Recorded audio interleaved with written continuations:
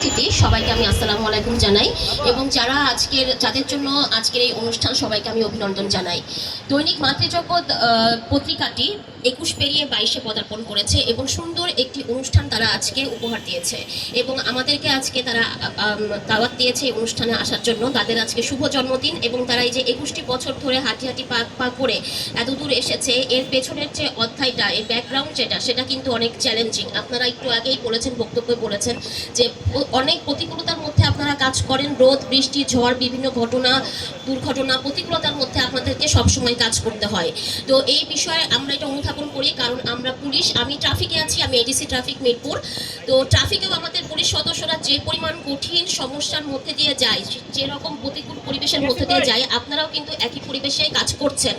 এবং আমাদের ওসি সাহেবও বলেছেন আপনাদের এই যে স্বাস্থ্য সুরক্ষার ব্যাপারটা, ব্যাপারটা সেফটির বিষয়টা, এটা কিন্তু আপনারা ইদানিং দেখা যাচ্ছে বুলেট প্রুফ পড়ছেন, কেউ কেউ হেলমেট পরছেন।